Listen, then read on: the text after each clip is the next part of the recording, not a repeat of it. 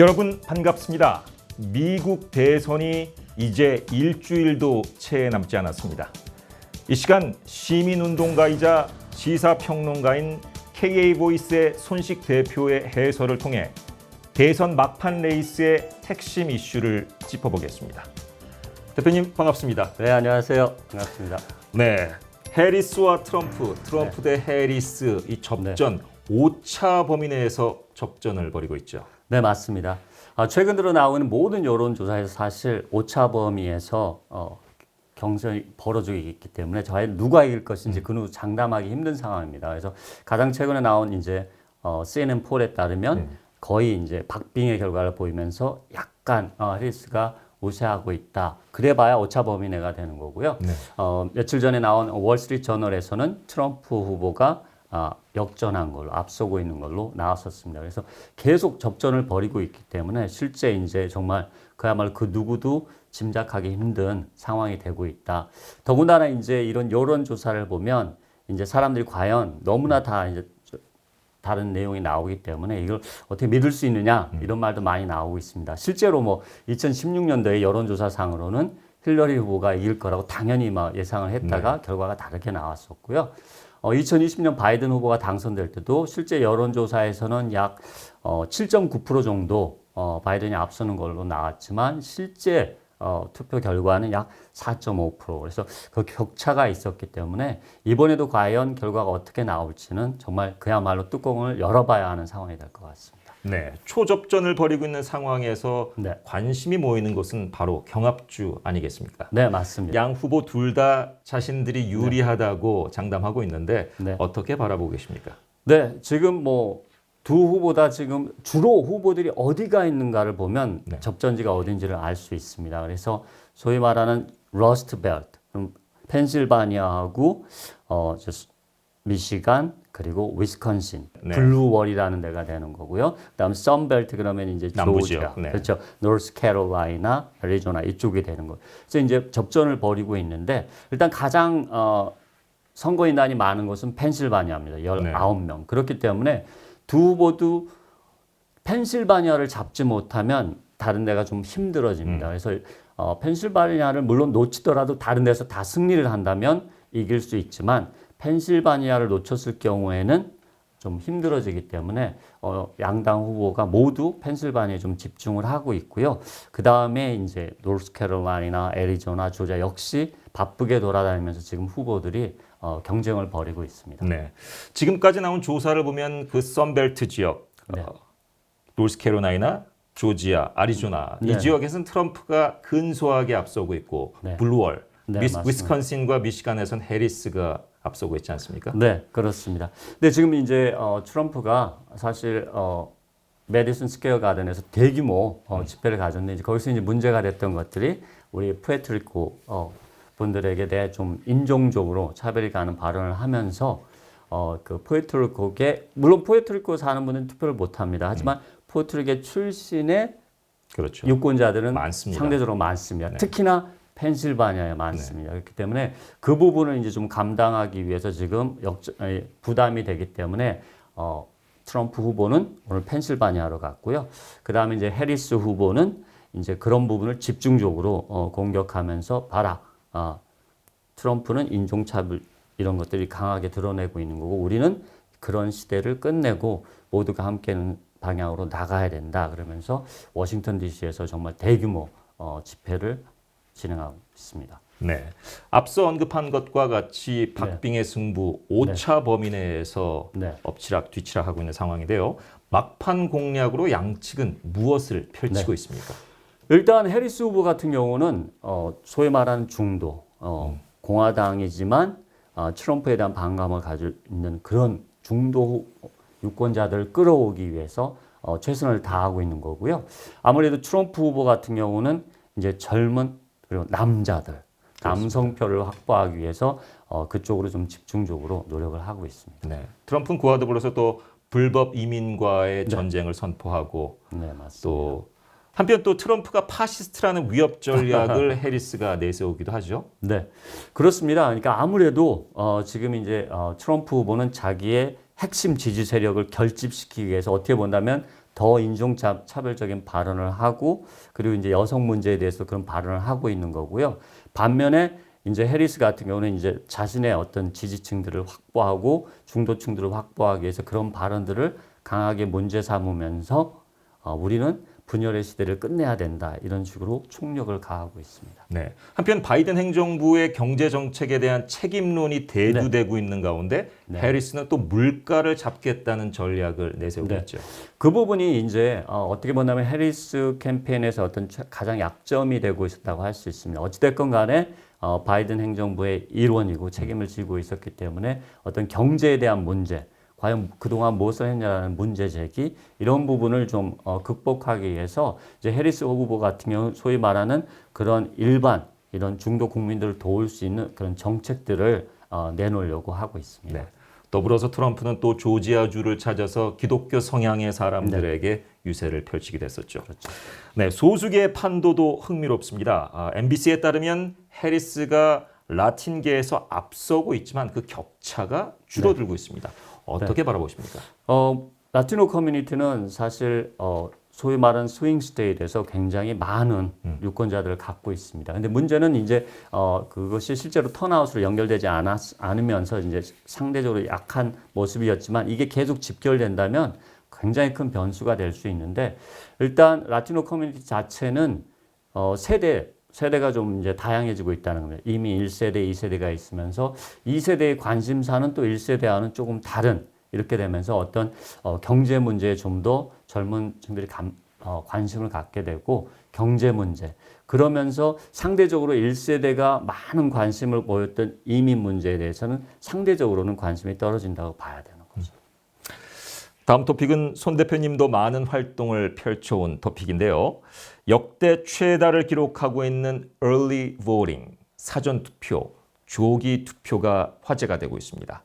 이 사전 투표가 어떤 유권자들의 표심에 반영됐으며 또 어느 후보에게 유리하게 작용된다고 보십니까? 전통적으로 조기 투표는 대부분 민주당원이었습니다. 그래서 그렇죠. 조기 투표율이 높을수록 사실 민주당에게는 유리하다. 이런 판국이었는데 이번에는 바뀌었습니다. 네. 그래서 일단 2020년, 2010년 이렇게 선거를 보면 그때 트럼프 후보 같은 경우는 조기 투표를 사실 좋아하지 않았어요. 그래서 조기 투표하라는 말도 안 했었습니다. 오히려 선거 조작이라고 부정적으로 봤던 시각도 있었습니다. 근데 이번에는 조기 투표 해라 이렇게 얘기를 하고 있는 것이고 상대적으로 매일 투표보다 빨리 가서 하는 게 자기들에게 유리하다는 걸 알면서 이제 양 정당에서 모두 사실 조기 투표에 이제 많은 노력을 하고 있습니다. 그래서 2020년 경우만 봐도 민주당의 어떤 조기 투표율이 공화당의 2배에 가깝습니다. 근데 지금 올해 같은 경우는 전국적으로 양상이 53대 47 정도입니다. 그러니까 민주당이 물론 조금 높지만 전에 비하면 엄청나게 격차가 줄어든 거고요. 특히나 지금 스윙 스테이트에서 네바다 이런 경우에는 공화당의 조기 투표율이 더 높게 나오고 있습니다. 네. 특히 트럼프 측은 젊은 남성의 부동층 표심을 공략하고 있다는 분석도 많이 나오더라고요. 네, 맞습니다. 그래서 그런 분들에게 조기 투표를 하라는 것도 적극적으로 권하고 있고요. 네. 조기 투표도 이번 선거에 아주 큰 화두가 되는 이슈이기도 하고 또 이번 대선에 있어서 인상적인 특징으로 또 무엇을 꼽으십니까? 이번 선거에서는 지금 두 후보자에 대한 젠더 갭입니다. 네, 남성과 여성. 그렇죠.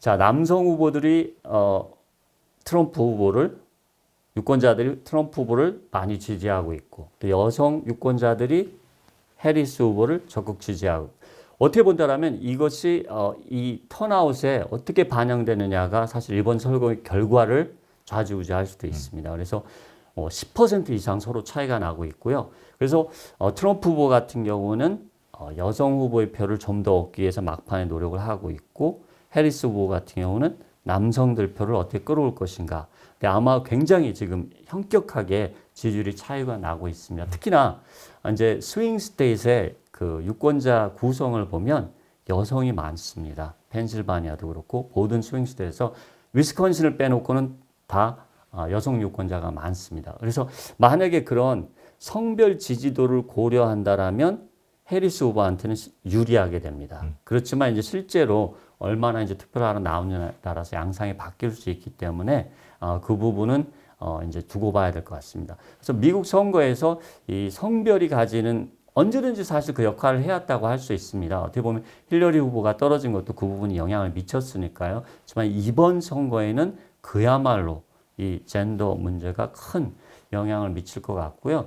또 하나 같은 경우는 보시면 그 팟캐스트 후보들이 팟캐스트를 이용해서 특정 그룹에 접근하려는 노력을 대단히 많이 하고 있다는 겁니다. 그래서 지금의 젊은 우리 20, 30대 이런 사람들 같은 경우 기존의 어떤 뉴스 미디어보다는 자기들이 원하는 그런 팟캐스트에 서브스크라이브해서 듣는 경우가 많기 때문에 그런 팟캐스트를 찾아가서 인터뷰를 하는 것. 그래서 며칠 전에도 사실 우리 트럼프 후보도 조 로건이라는 그 팟캐스트 넘버1입니다. 네. 가장 많은 서브스크립션을 갖고 있는 그 인터뷰를 3시간 동안 텍사스에서 했어요. 그래서 거기서 3시간 인터뷰를 하는 바람에 다른 뉴스에 늦을 정도로. 마찬가지로 해리스 후보는 그 쇼에는 못 나갔지만 다른 쇼. 그래서 Ask Your Daddy라는 팟캐스트에 나가고 그래서 이런 팟캐스트들의 어떤 영향력, 새로운 그런 미디어로서의 영향력이 많이 드러난 선거가 아닌가 그렇게 보고 있습니다. 네, 과거에는 이른바 신문, 라디오, 그렇죠. TV 방송의 레거시 미디어에 의존을 했는데 네. 요즘 같은 경우에는 다양한 플랫폼, 말씀하신 팟캐스트 등을 통해서 네. 좀 더 다양한, 특히 젊은 층에게 접근하는 것을 많이 볼 수가 있겠습니다. 자, 끝으로 해리스와 트럼프와 해리스 양 후보의 정책에 대해서 한번 정리하고 프로그램을 마칠까 생각합니다. 네, 일단 뭐 크게는 저희 한인들이 보실 수 있는 거는 세금 문제 이런 걸 경제에 이런 분 영향이 있으니까 세금 문제를 보면 일단 트럼프 후보 같은 경우는 기업의 이제 친기업적입니다. 그래서 기업들의 어떤 세금 감면 이런 부분들을 많이 내세우고 있고요. 우리 해리스 후보 같은 경우에는 중산층에 대한 즉 트럼프의 어떤 감세 정책이 부자들에게만 도움이 된다라고 지적을 하면서 일반인들에게는 세금을 올리지 않고 부자들에게 특히 소위 말하는 부자세를 부과하겠다. 그래서 일반인들에게는 세금을 올리지 않겠다. 그래서 이제 이런 얘기가 나오니까 우리 트럼프 후보가 제안했던 게 그 팁을 받는 이런 근로자들이 있는데 팁에 대해서는 세금을 부과하지 않겠다 이런 제안을 했던 거고요. 굉장히 파격적이죠. 네네네. 그래서 이제 아마 그 후에 이제 해리스 후보도 그렇게 하겠다. 두 후보가 그런 말을 했는데, 근데 이제 그 아셔야 될 거는 텍스를 안 내는 거는 긍정적인 부분이지만 반면에 그분들이 나중에 소셜 세큐리티 받는 액수도 줄어든다는 것, 그거는 조금 명심하셔야 될 것 같고요. 그 다음에 이제 또 이제 문제가 될 수 있는 이민 문제 그렇죠. 양상이 확실히 달라집니다. 그래서 트럼프 후보 같은 경우는 뭐 최대 규모의 디포테이션을 뭐 진행하겠다 이런 얘기가 있는 거고 해리스 후보 같은 경우는 이제 합리적인 그런 이민 대책 방안 이런 부분들을 좀 만들어내겠다. 그래서 이민 대책 같은 경우는 지금 현격하게 차이가 나고 있습니다. 그래서 누가 되느냐에 따라서 그 방향이 확 바뀔 수 있는 그런 부분이 될 것 같습니다. 그리고 이제 또 저희 한인들의 큰 관심을 영향을 미칠 수 있는 것들은 물론 헬스케어 부분도 될 것 같아요. 그래서 이제 소위 말하는 우리가 갖고 있는 오바마 케어를 어떻게 이제 보완해낼 것인가. 그래서 이제 트럼프 후보 같은 경우는 사실 오바마 케어를 폐지하기 위해서 노력을 했었지만 이제는 그 부분은 이제 좀 넘어간 것 같아요. 그래서 자기가 이제 그것을 좀 더 좋게 만들 수 있다 이런 얘기를 하고 있는 거고, 근데 해리스 후보 같은 경우도 그런 부분에 있어서 이제 고령화가 되고 있는 부분에 대해서 이분들에게 어떤 혜택을 좀 더 줄 수 있는 이런 부분을 확대하는 방안. 그리고 이제 소위 말하는 고령 인구를 집에 와서 돌봐줄 수 있는 그런 부분 혜택을 줄 수 있는 부분. 그래서 그런 부분들을 좀 확대하는 부분들을 좀 많이 얘기를 하고 있는 것 같습니다. 그래서 전체적으로 이제 이런 부분들에 대해서는 지금 이미 많은 분들이 알려진 것 같고, 그래서 좀 더 이제 디테일한 것들은 실제 어떻게 이 부분이 진행이 될 건지 이런 것들은 사실은 후보가 당선되고 구체적인 정책 내용들이 나와봐야 과연 어느 커뮤니티 좀 더 유리하게 돌아갈지는 판단이 될 것 같습니다. 한 가지 흥미로운 것은 과거 극명하게 차이를 보였던 낙태권에 있어서 네네. 트럼프는 약간의 변화를 보였었죠. 네네. 아무래도 표심을 의식한 것이겠죠. 제가 아주 제일 중요한 거 이 중에 하나를 빠뜨렸네요. 네, 낙태권 문제는 지금 굉장히 이분이 어떻게 되냐. 더군다나 이제 트럼프가 임명한 대법관들에 의해서 이제 낙태권 기존의 법안들이 일정 정도 후퇴하면서 일부 주에서 거의 강한, 특히 이제 트럼프 지지세가 강한 주들에서 낙태 금지가 되면서 그에 대한 반발이 사실 가장 크고, 어떻게 본다면 그 부분에 대해서 이제 해리스 후보가 가장 많은 지지층을 확보할 수 있는 법안으로 밀고 들어오고 있습니다. 그래서 이제 트럼프 후보 같은 경우도 자신도 전국적인 낙태 금지 법안을 할 생각은 없다라고 얘기를 하고 있고, 반면에 이제 해리스 후보 같은 경우는 말로는 그렇게 하지만 실제 되고 나면은 달라질 것이다 이렇게 얘기하면서 부딪히고 있는 거죠. 그래서 이 문제도 또 굉장히 이번 대선에 영향을 미칠 수 있는 요소가 될 것 같습니다. 네, 잘 살펴보겠습니다. 네. 네, 미국 대선은 538명의 선거인단 중 270명 이상을 확보하면 승리를 하게 됩니다. 초박빙의 구도에서 누가 승리할지 예측하기 어려운 상황, 그 귀추가 주목됩니다. 네, 손 대표님 오늘 자리해 주셔서 고맙습니다. 네, 여러분 대선이 얼마 남지 않았습니다. 유권자 여러분은 사전 투표나 당일 선거 투표를 통해서 여러분의 소중한 한 표를 행사하시길 바랍니다. 다음 시간에 저희는 더욱 좋은 콘텐츠로 여러분을 찾아뵙겠습니다. 시청해 주신 여러분 대단히 고맙습니다.